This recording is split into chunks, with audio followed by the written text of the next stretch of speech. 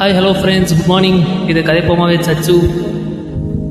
இன்னைக்கு நம்ம எல்லாருக்கும் பிடிச்ச music director, singer Yuvan Shankar Raja அவர் கடந்து வந்த பாதை, அவர் என்னென்ன ஃபேஸ் பண்ணியிருக்காரு லைஃப்பில், அதைய மீறி எப்படி இவ்வளோ சக்ஸஸாக இருக்கார், ஒரு சின்ன ரீகேப் மாதிரி பார்ப்போம்.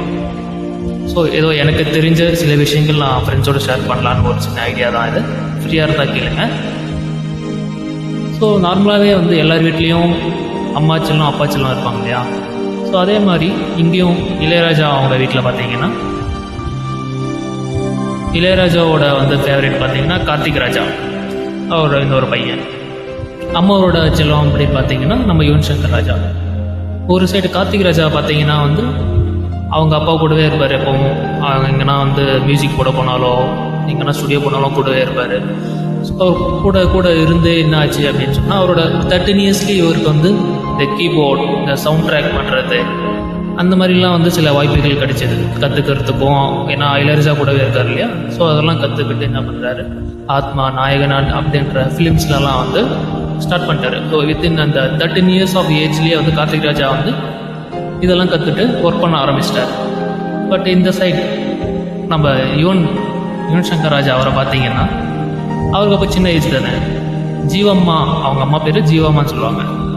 அவருக்கு அவங்க ஜீவம்மா தான் உலகம். அவங்க என்ன சொல்கிறாங்களோ எல்லாமே கேட்பாங்க. ஆனால் என்னென்னா, ரொம்ப சைலண்ட் இன்ட்ரோவர்ட் பர்சன். பெருசாக எதுவும் எக்ஸ்ப்ளோர் பண்ண மாட்டார். ஸோ எதனா சின்ன சின்ன சேட்டைகள் வீட்டில் பண்ணிவிட்டு அப்படியே இருப்பார். ஸ்கூலுக்கு சரியாக போக மாட்டார். மியூசிக்கில் இன்ட்ரெஸ்ட் கிடையாது. ஸோ அந்த மாதிரி இருக்கிற சூழ்நிலையில் என்ன பண்ணுறாங்க, ஒரு 13 வயசில் என்ன பண்ணுறாங்க, அவங்க அம்மா வீட்டில் எல்லாருமே சொல்கிறாங்க, இந்த பையன் மியூசிக்கில் வரமாட்டான் அப்படின்னு சொல்லி டிகிரேட் பண்ணிட்டே இருக்கும்போது, அவங்க அம்மா நம்ம பையன் அந்த மாதிரிலாம் இருக்க மாட்டான் அப்படின்னு சொல்லி அவரை வலுக்கட்டாயம் பியானோ கிளாஸ் அனுப்புகிறாங்க. ஸோ அவரும் சரி கொஞ்ச நாள் போயிட்டு அந்த பியானோவில் பேசிக்ஸ் மட்டும் கற்றுக்கிட்டு வந்துடுறாரு. அங்கேயும் சரியாக கிளாஸ் போகல, அவரும் சரியாக கற்றுக்கல, பேசிக்ஸ் மட்டும் தெரியும். ஸோ அதை வச்சுட்டு வந்துட்டுருக்காரு. ஸோ 13 இயர்ஸில் கிளாஸ் போனார், ஓரளவுக்கு பேசிக் கற்றுக்கிட்டாரு. அதை வச்சுட்டு அப்படியே அவர் என்ன பண்ணுறாரு, வீட்லேயே சும்மா பழகிறாரு.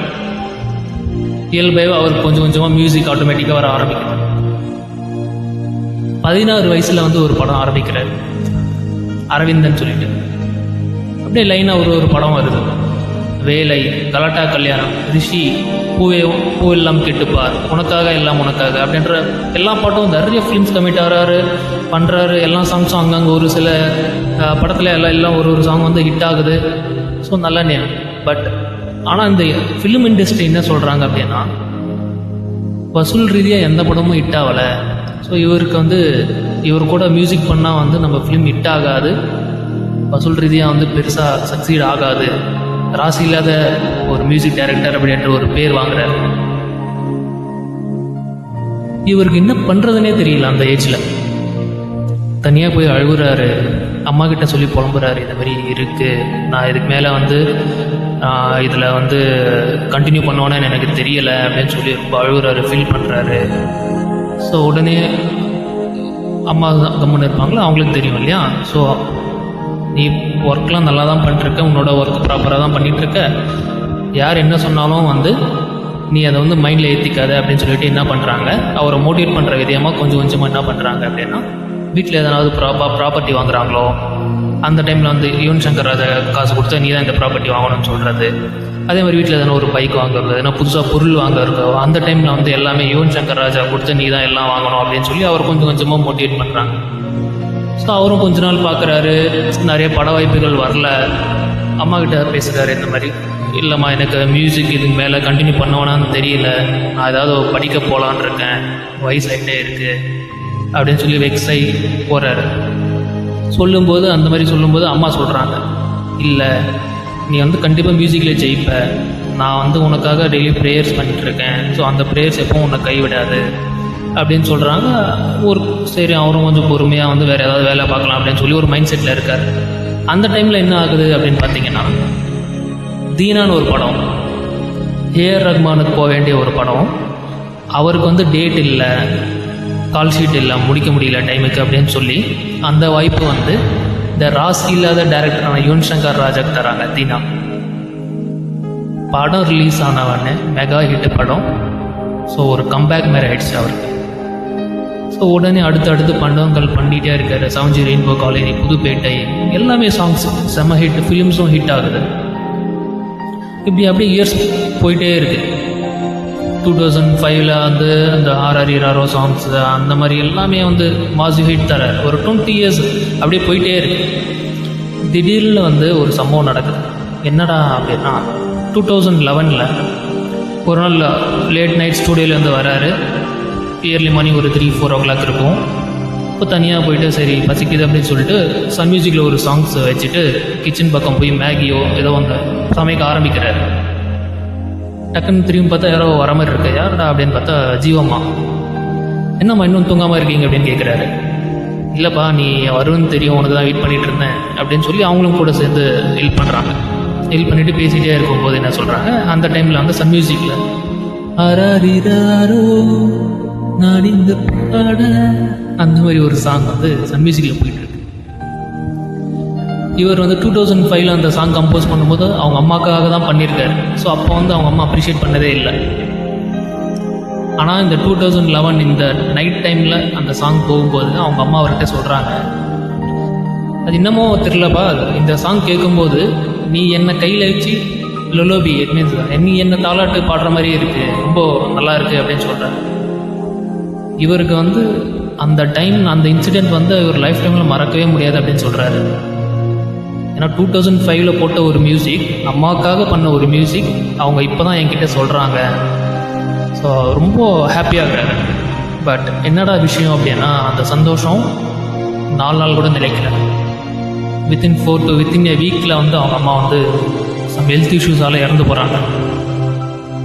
இவருக்கு என்ன பண்ணுறதுனே தெரியல. நெக்ஸ்ட் மினிட்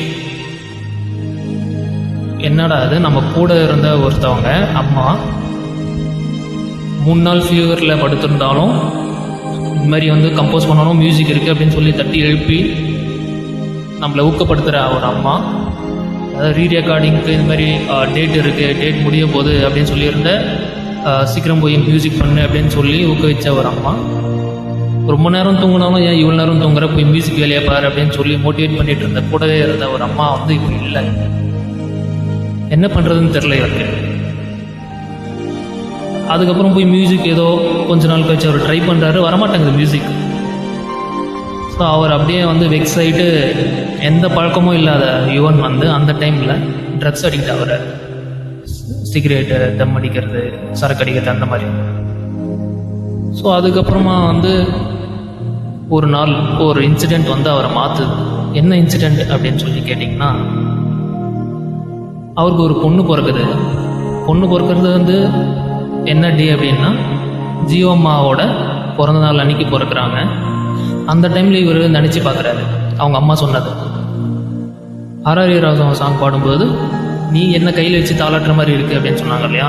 ஸோ அந்த இன்சிடெண்ட்டும் ரிலேட் பண்ணிவிட்டு அவருக்கு வந்து பேக் டு ஃபார்ம் கொஞ்சம் கொஞ்சமாக அந்த சரக்கு அடிக்கிறது, டம் இருக்கிறது, அந்த பழக்கத்தெல்லாம் விட்டுட்டு கொஞ்சம் கொஞ்சமாக அவர் வந்து மாற்றிக்கிறார் அவரை.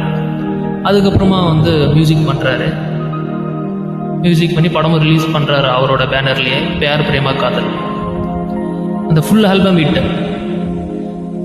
ஓகே, ரவுடி பேபி பண்ணுறாரு, ஹிட்டு, அவள்தான். ஸோ இதுக்கப்புறமா வந்து கொஞ்சம் கொஞ்சமாக அப்படியே இப்போ வரையுமே வந்து ஒரு ஸ்டாண்டர்டில் இருக்கார். ஸோ நான் உங்ககிட்ட என்ன ஷேர் பண்ணுறோம் அப்படின்னு நினைக்கிறேன்னா, ஸோ இது வந்து இவனோட லைஃப்பில் நடந்திருக்கு. பட் சேம் இது ரிலேட் பண்ணிங்கன்னா நம்ம லைஃப்லையுமே வந்து கொஞ்சம் காமனாக இருக்கும். அம்மா வந்து நம்மளை எப்போவுமே விட்டு தர மாட்டாங்க, நம்ம கூடவே இருப்பாங்க. ஃபெயிலியர்லேயும் இருப்பாங்க, சக்ஸஸ்லேயும் இருப்பாங்க. மோட்டிவேட் பண்ணுறதுல நம்ம கூடவே இருப்பாங்க.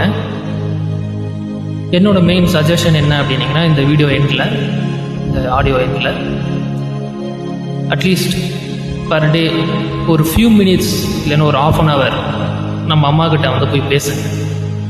எதனா கஷ்டம் வந்தால் முதல்ல அவங்கக்கிட்ட போய் ஷேர் பண்ணுங்க. அவங்களுக்கு தெரிஞ்ச ஐடியாஸ் அப்படி இல்லையா, அவங்க சம் மோட்டிவேஷன் நம்மளுக்கு தருவாங்க. ஸோ ப்ளீஸ் எல்லோரும் கொஞ்சம் டைம் ஸ்பெண்ட் பண்ணுங்கள் மாம் கூட. தேங்க்யூ.